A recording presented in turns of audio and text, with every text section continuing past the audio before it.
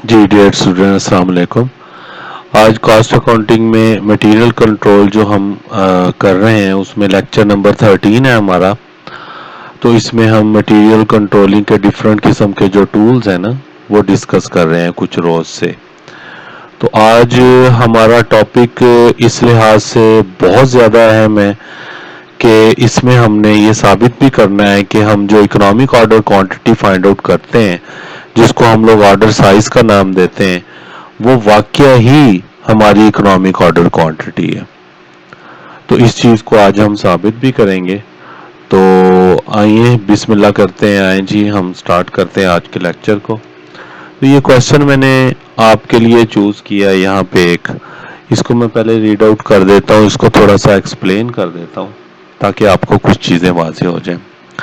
A manufacturing company uses ₹200,000 material per year. एक manufacturing company है, वो 2 लाख रुपए का मटेरियल हर साल जो है ना वो इस्तेमाल करती है। यानी कि उनकी एनुअल रिक्वायरमेंट जो है ना वो 2 लाख रुपए के मटेरियल से पूरी होती है। 10 मेक परचेज ऑफ 10,000 यूनिट्स। तो ये उनकी एनुअल रिक्वायरमेंट इन यूनिट्स होगी। एनुअल रिक्वायरमेंट सब उनकी जो है ना वो 10,000 यूनिट्स हो गए। The cost per order is ₹50। एक ऑर्डर प्लेस करने पे जो हमारी कॉस्ट आती है ना उस कंपनी की, वो 50 रुपए की आती है। In carrying cost is 20% of the average inventory. Average inventory का 20% अगर हम लें तो हमारी कैरिंग कॉस्ट होती है। ये हमें आगे जाके अभी कैलकुलेट करनी पड़ेगी। पर यूनिट कॉस्ट कैलकुलेट करेंगे तो हमें ये कैरिंग कॉस्ट जो है ना वो 20% उस पर यूनिट कॉस्ट का हमने लेना होता है। The company currently uses an optimum purchasing policy but has been offered to purchase 5 times per year। अब उन्हें ये ऑफर दी गई है कंपनी को कि हम साल में 5 दफा मटेरियल को परचेज करें। हम साल में 5 दफा परचेज करने से मुराद ये है कि हम 5 ऑर्डर्स प्लेस करें। तो वो 5 ऑर्डर्स का हमारा कितनी रिक्वायरमेंट बनेगी वो अभी हम आगे जाके देख लेते हैं। वो कहते हैं कि फिर क्या हमें ये ऑफर कबूल करनी चाहिए कि नहीं। इस क्वेश्चन को सॉल्व करने से पहले कुछ हमने ये डिसीजन लेने हैं कि हम करने के लिए क्या जा रहे हैं। बेसिकली इस क्वेश्चन में हम economic order quantity find out करेंगे। वो वाली क्वांटिटी होगी ना जो हमें परचेज करनी चाहिए। दूसरे नंबर पे उस इकोनॉमिक ऑर्डर क्वांटिटी में जितने नंबर ऑफ यूनिट्स हमारे पास आएंगे उसको हम कंपेयर करेंगे इस ऑफर के साथ। अब ये ऑफर क्या है? ये ऑफर है कि आप पूरे साल में 5 ऑर्डर्स दें बस। तो वो देखेंगे कि एक ऑर्डर की क्वांटिटी कितनी बनती है।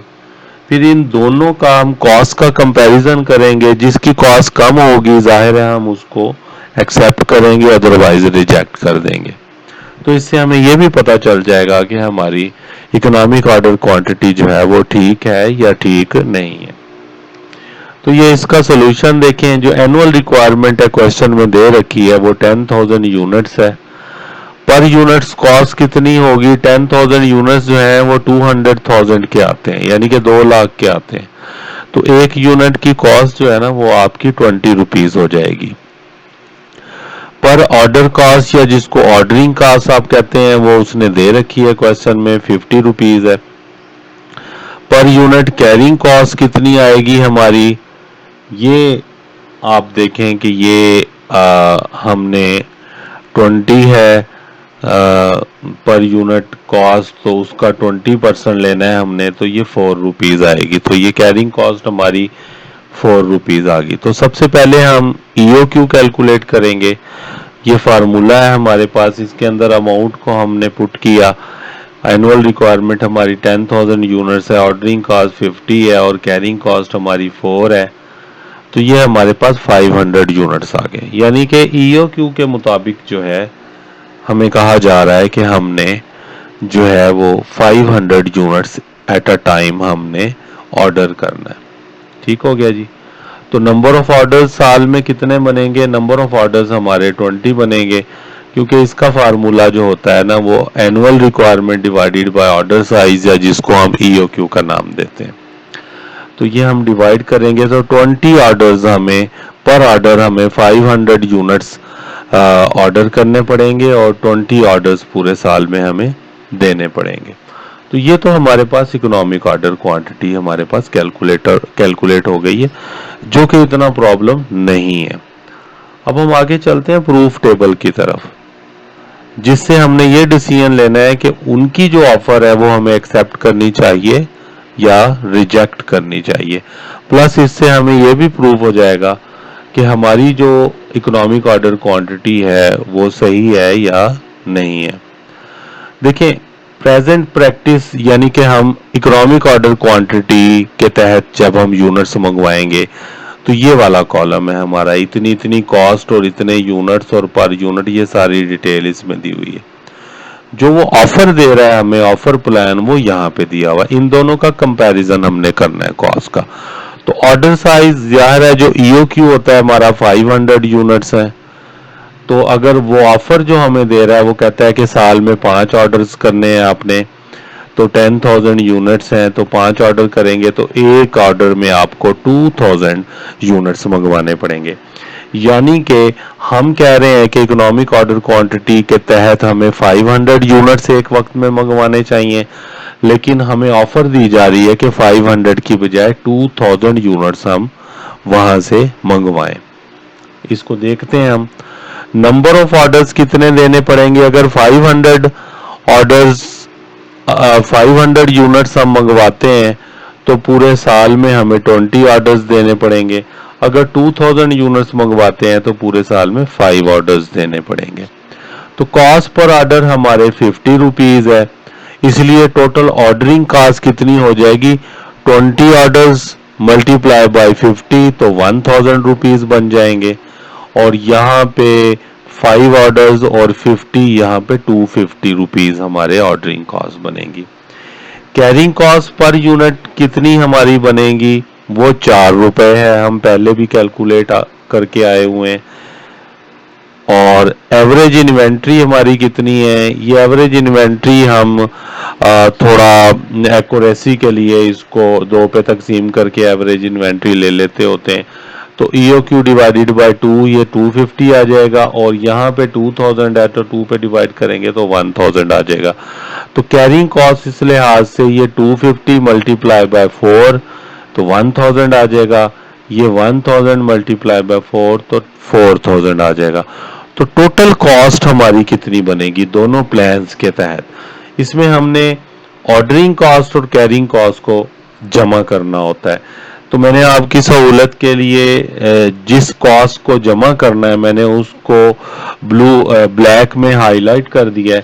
तो एक हमारे पास टोटल ऑर्डरिंग कॉस्ट 1000 आई हुई है, इसके अलावा कैरिंग कॉस्ट भी 1000 आई हुई है। तो टोटल हमारी कॉस्ट जो बनती है EOQ प्लान के तहत, मौजूदा प्लान के तहत, वो 2000 बनती है रुपीज। और यहाँ पे 250 और 4000, ये 4250 रुपीज हमारा इस प्लान जो उसने ऑफर की है। तो यहाँ से वाजे हो जाता है कि EOQ के तहत अगर हम मंगवाएं सामान तो हमारा 2000 रुपीज का खर्चा आता है। यहाँ पे नियर अबाउट डबल से भी ज्यादा हमें खर्चा बेयर करना पड़ रहा है, जो कि 4250 रुपए।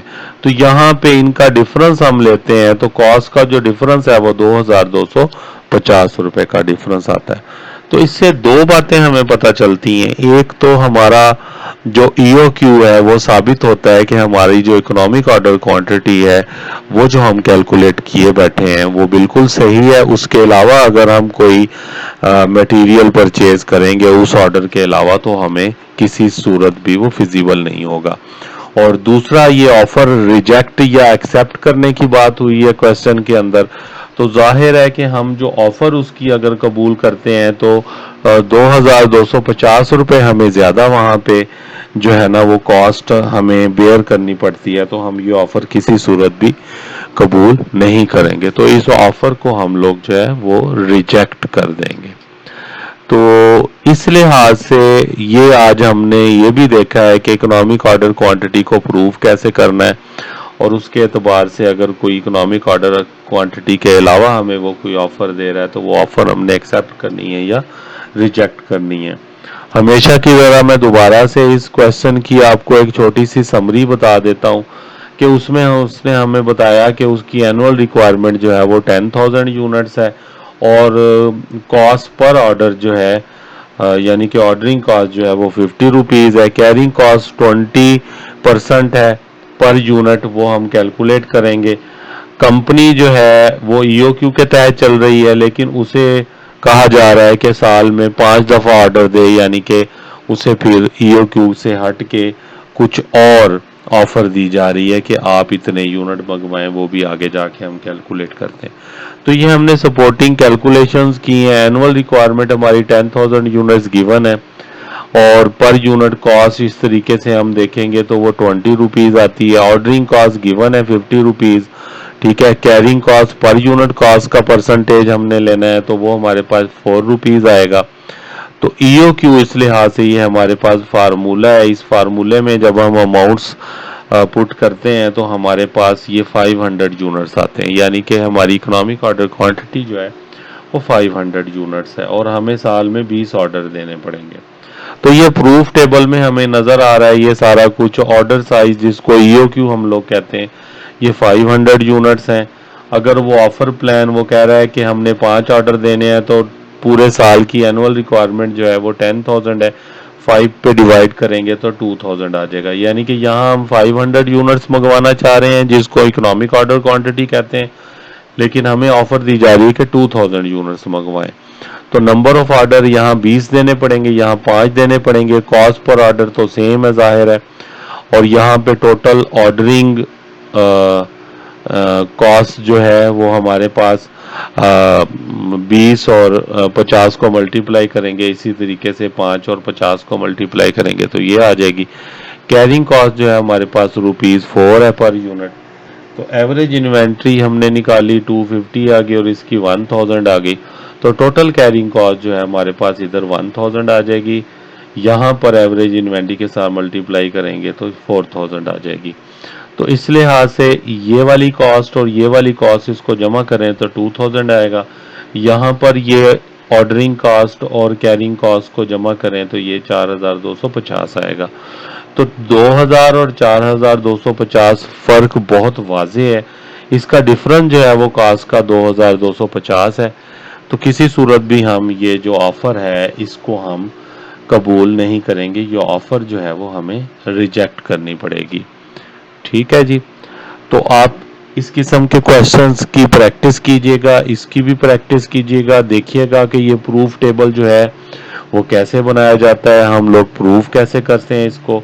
किसी भी किस्म का आपका क्वेश्चन हो इससे रिलेटेड तो आप कमेंट में अपना क्वेश्चन जो है वो मुझे बता सकते हैं, मुझसे पूछ सकते हैं। इंशाल्लाह मैं उसका लाजमी जवाब दूंगा।